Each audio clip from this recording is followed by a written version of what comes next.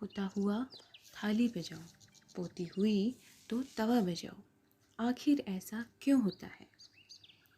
सत्यवती, तेरी दोनों बहुएं पेट से हैं। इस बार तो फूल का बेला या थाली देनी होगी। खाली साड़ी का सगुन मैं नहीं लूँगी।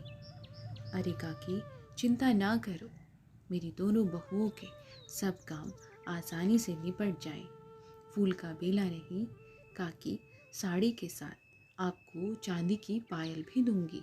दाई काकी आकाश को देखते हुए मानो ऊपर वाले से कह रही हो। सत्यवती को पोता और मुझे नेक दिलाने की आशा जता रही हो। काकी को शांत देखकर सत्यवती ने कहा, काकी आप कहाँ खो गई हो? दाई काकी की तंद्रा टूटी तो हजारों आशीष देते हुए चली गई। धीरे धीरे घर में किलकारियों का समय भी नजदीक आ गया। बड़ी बहू रत्ना ने एक सुंदर सी बेटी को जन्म दिया, जो बहुत सुंदर थी, जिसे देखकर मन मोहित हो रहा था। वहीं छोटी बहू साची ने एक सुंदर बेटे को जन्म दिया, वह भी बहुत प्रिय था। छोटी बहू के लड़का होने पर दाई काकी ने कहा, सत्यवती थाली बजा दो, तेरे घर का वारिस आ गया है।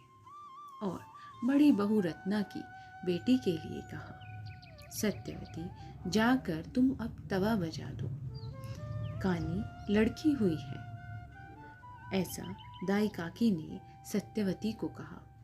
सत्यवती ने कानी लड़की हुई है बोल बोल कर जितनी बार तवा बजाया, उतनी ही बार रत्ना के पति अखिलेश को जैसे सांप सूंघ गया हो। घर में सभी एक दूसरे को बधाई दे रहे थे, मगर रत्ना के पति अखिलेश का चेहरा मुरझाया हुआ था। वह यह सोचकर उदास था कि भगवान, मुझे बेटियां बहुत प्यारी लगती हैं, इसलिए मैंने आपसे बेटी ही मांगी थी, लेकिन आपने तो मुझे ऐसी बेटी दे दी है। कोई बात नहीं, मैं बाप हूँ उसका अच्छे से ख्याल रखूँगा। एक पिता होना सचमुच महान होता है। वह अपनी संतान के लिए अपनी जान जोखिम में डालकर भी उसे खरोंच तक नहीं आने देता है। अखिलेश एक बेटी का पिता बनकर इतना खुश था कि उसने सोच लिया कि मैं अपनी बेटी को अपनी आंखें तक लगवा दूंगा। मेरी तो जिंदगी कट जाएगी, मगर मेरी बेटी की अभी पूरी जिंदगी पड़ी है। मैं उसे इतना शिक्षित बनाऊंगा कि लोग उसके नाम से मुझे जानेंगे। आज मूल शांति का पाठ होना है, जिसके बाद अखिलेश अपनी बेटी को देख सकता है। वह बहुत उत्सुक था। पूरे 27 दिन बाद घर में हवन पूजन रखा गया। अखिलेश को हवन में अपनी पत्नी के साथ बैठना है। वह हवन में बैठा और पूजा पाठ जैसे ही खत्म हुआ, बेटी को देखने की बारी आई तो अखिलेश को देखकर हैरानी हुई कि बेटी तो एकदम अच्छी है। उसने अपनी माँ से कहा, माँ, आपने तो मुझे कहा था कि कानी बेटी हुई है। माँ ने हंसकर कहा, बेटा, यह रिवाज है, जब बेटियां पैदा होती हैं तब बोला जाता है। अखिलेश ने भावहीन होकर कतार शब्दों में माँ से कहा, माँ, आप तो माँ हैं, फिर आप इतना गंदा मजाक कैसे कर सकती हैं?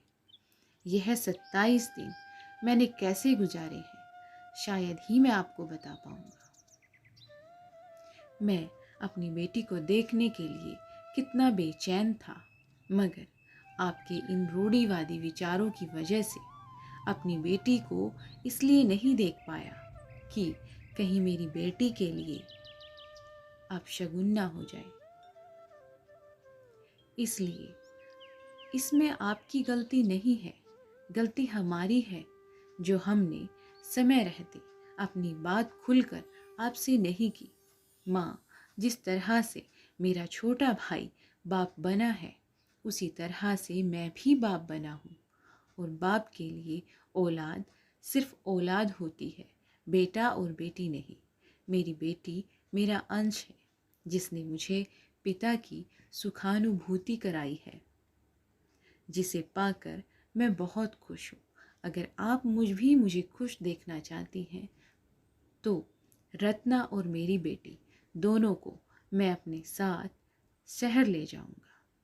आशा है आप मेरी बात मानेंगी। आज सत्यवती की आंखें खुली, मगर अपना बेटा खोकर। सत्यवती ने अखिलेश से हाथ जोड़कर कहा, बेटा, मैं तेरे निर्णय का सम्मान करती हूँ, मगर मुझे माफ़ कर दे। बेटा, मैं तो समाज में चले आए रीति रिवाज निभाने में यह भी भूल गई कि गलत हमेशा गलत ही रहता है। मुझे खुशी है बेटा, तूने समाज के रूढ़िवादी विचारों के खिलाफ आवाज़ उठाई है। तभी रत्ना ने कहा, माँ ने बस बोलने की ही गलती की है, और सब तो हम दोनों के बच्चों का। सब रीति रिवाज एक जैसा ही किया है। पता है, मम्मी जी कह रही थी कि अब हमारे घर में भी एक कंजक तैयार हो गई है। इतना ही नहीं,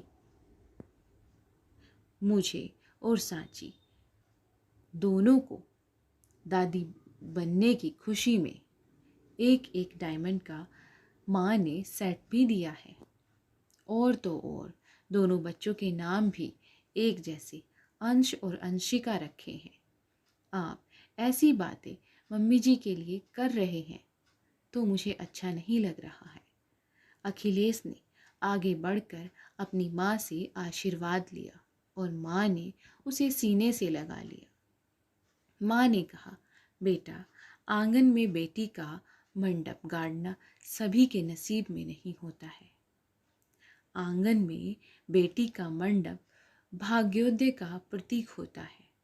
मेरी बेटी तो थी नहीं, तो मैंने कन्यादान का पुण्य नहीं लिया, मगर मुझे खुशी है कि तुम बहुत भाग्यवान हो। तुम अपनी बेटी के कन्यादान का सुख जरूर अनुभव करोगे।